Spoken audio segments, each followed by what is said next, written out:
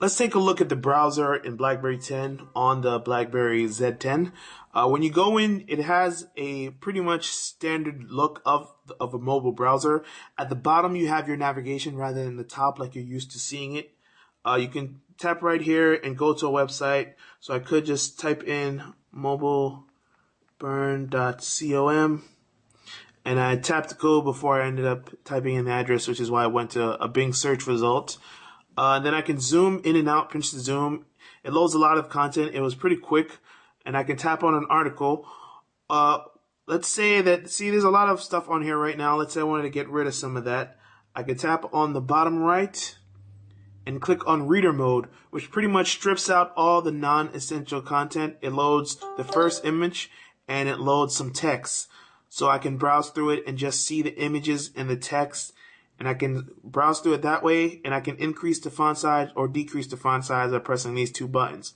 Now, if I want to switch to tabs, which it does support, I just tap back. It brings me back into regular web mode, and I tap in the bottom corner once again, which shows me these are the 4 open tabs that I have.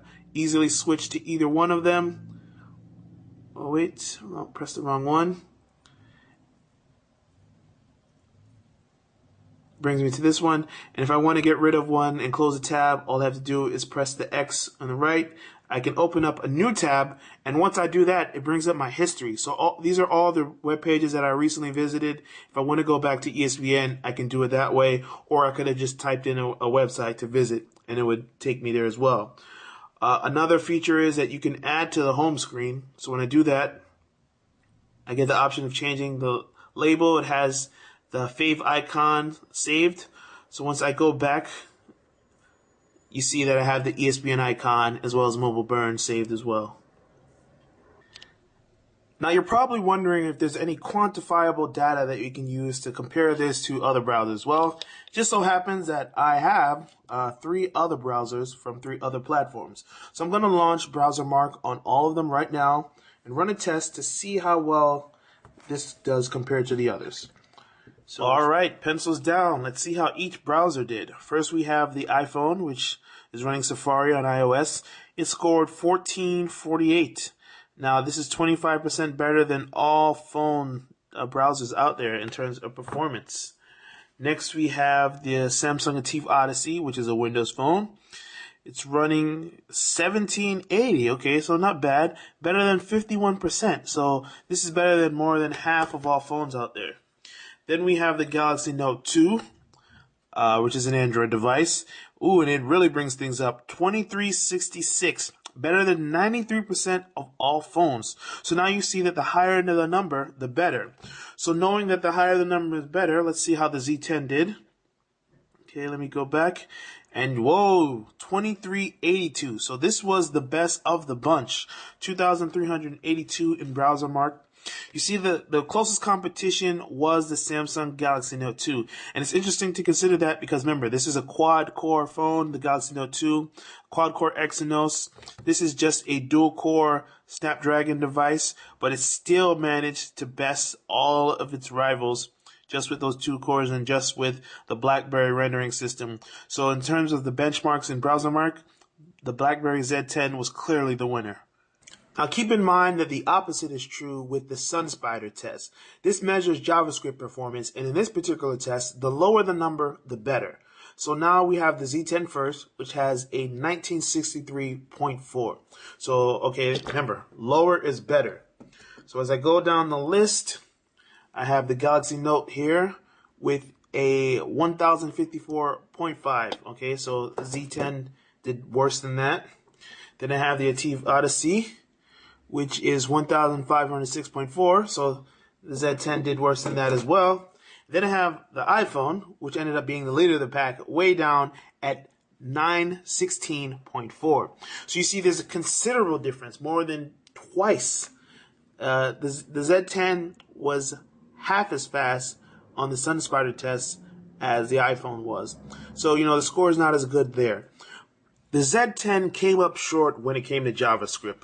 So the deciding factor we had to look at was ringmark. This tests basically a number of design languages on the web. It checks out Canvas, CSS, JSON, video, audio, a lot of things. It just tries it. So basically what it does, it goes on. If you pass the first ring, it goes on to the next ring and then the next ring. You try to pass as many tests as possible. In the case of the Z10, it made it to ring 2 and it failed 40 tests and passed 190. Okay, so you can browse through and see it did a decent job for a mobile browser. But in the context of the competition, how did it do? All right, the ATIV S, it didn't even make it past ring 1, so we're not even going to consider that. So we'll move on to the Galaxy Note 2, see how that one did. This one, it made it to ring 2, actually ring 1, I should say. It failed 4, passed 139, so it didn't make it to ring 2. Now the iPhone 5 in Safari, it made it to ring 1, failed 8, and passed 141. So when you compare the iPhone and the Galaxy Note 2 to the Z10 made it further than either device. It's a newer browser. It did a good job with HTML5. It did a good job with CSS. So this is going to be a browser that can definitely keep up with the other options that are available on other platforms. Now, it's not going to be as good in terms of JavaScript, but when you actually use the browser on a day-to-day basis, you actually feel it. And my early testing, I haven't had any problems. It has moved quickly, moved efficiently, and I'd say that based on these benchmarks, it backs up my gut feeling that this is a very nice browser. You'll notice some interesting things when you go into the settings menu. When you go to display and actions, one of the things it'll ask you if you want to enable Adobe Flash. Now, we all know that Adobe abandoned Flash on mobile, but RIM went ahead and built it themselves. So if you end up viewing some Flash content, on the web, like banners, they're going to be there. Some video that hasn't been converted to HTML5, that'll be there, things like that. If you want to have like a kind of an incognito or private mode, you go into settings and privacy and security, and you turn that on. That'll stop saving the tabs and that you had open, the websites that you visited in private mode. It doesn't show any of that. You have automatically block pop-ups, and you can turn cookies on or off within settings. One final thing, if you go to a website and you find that you're not enjoying that they keep sending you to the browser mode, you want to have the official desktop mode, that's an option that you can turn on and off.